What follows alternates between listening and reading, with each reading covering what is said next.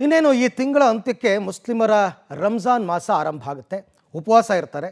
ಹಾಗಾಗಿ ರಂಜಾನ್ ತಿಂಗಳಲ್ಲಿ ಇಫ್ತಿಯಾರ್ಗೆ ಉಪವಾಸ ಬಿಡೋದಕ್ಕೆ 1 ಗಂಟೆ ಮುಂಚಿತವಾಗಿ ಮುಸ್ಲಿಂ ಸರ್ಕಾರಿ ನೌಕರರಿಗೆ ಮನೆಗೆ ತೆರಳೋದಕ್ಕೆ ಅವಕಾಶ ಕೊಡಿ ಅಂತ ಸರ್ಕಾರದ ಮುಂದೆ ಬೇಡಿಕೆಯನ್ನು ಇಟ್ಟಿದ್ದಾರೆ. ಸಿಎಂ ಸಿದ್ದರಾಮಯ್ಯ ಮತ್ತು ಸಿಎಂ ರಾಜಕೀಯ ಕಾರ್ಯದರ್ಶಿ ನಜೀರ್ ಅಹಮದ್ಗೆ ಪತ್ರವನ್ನು ಬರೆಯಲಾಗಿದೆ. ತೆಲಂಗಾಣ ಹಾಗೂ ಆಂಧ್ರ ಸರ್ಕಾರ ಹೀಗೆ 1 ಗಂಟೆ ಮುಂಚಿತವಾಗಿ ತೆರಳೋದಕ್ಕೆ ಅವಕಾಶ ಮಾಡಿಕೊಟ್ಟಿದೆ.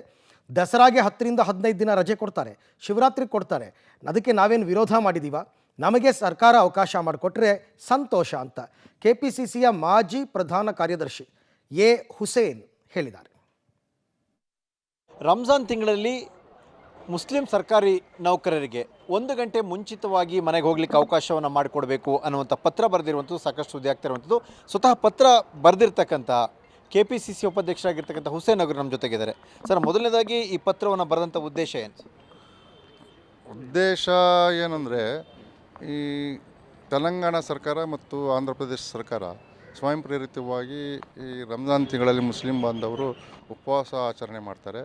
ಹಾಗಾಗಿ ಇವರಿಗೆ ಆದಷ್ಟು ಬೇಗ ಇಫ್ತಿಯಾರ್ ಮಾಡಲಿಕ್ಕೆ ಮತ್ತು ನಮಾಜ್ ಮಾಡಲಿಕ್ಕೆ ಒಂದು ಅವಕಾಶ 1 ಗಂಟೆ ಮುಂಚಿತವಾಗಿ ಕಳಿಸ್ಲಿಕ್ಕೆ ಅವರಾಗಿ ಸ್ವಯಂ ಪ್ರೇರಿತವಾಗಿ ಕೊಟ್ಟಿದ್ದಾರೆ.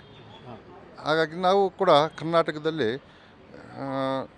ನಾವು ಮುಸ್ಲಿಂ ಸಮುದಾಯ ಪರವಾಗಿ ನಾನು ಒಂದು ಪತ್ರ ಬರೆದಿದ್ದೀವಿ. ನಾನು ಮತ್ತು ಸಯೀದ್ ಅಹಮದ್ ಉಪಾಧ್ಯಕ್ಷರಾದಂಥ ಅವರು ಕೂಡ ಇಬ್ಬರು ಜಂಟಿ ಸೈನ್ ಹಾಕಿ ನಾವು ಮುಖ್ಯಮಂತ್ರಿಗೆ ಕೊಟ್ಟಿದ್ದೀವಿ.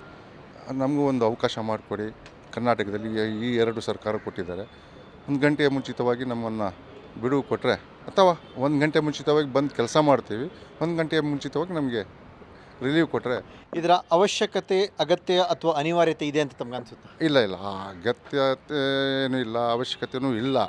ಕೊಟ್ಟಿರೋದರಿಂದ ಇಲ್ಲಿ ಏನಾರು ಕೊಡೋದಾದರೆ, ಸಾಧ್ಯವಾದರೆ ಕೊಡಿ ಅಂತ ಕೇಳಿದ್ವಿ ಅಷ್ಟೇ. ಅಂದರೆ ಬೇಕೇ ಬೇಕು ಅಂತಿಲ್ಲ? ಬೇಕೇ ಬೇಕು ಅಂತ ಏನಿಲ್ಲ. ಕೊಟ್ಟರೆ ಸ್ವಾಗತ ಮಾಡ್ತೀವಿ, ಕೊಡದೇ ಇದ್ದರೂ ಸ್ವಾಗತ ಮಾಡ್ತೀವಿ. ಯಾಕಂದರೆ ಒಬ್ಬರಿಗೆ ಒಂದು ಸರಿ ಕೊಟ್ಟರೆ ನಾಳೆ ದಿನ ಇನ್ನೊಂದು ಧರ್ಮೀಯರು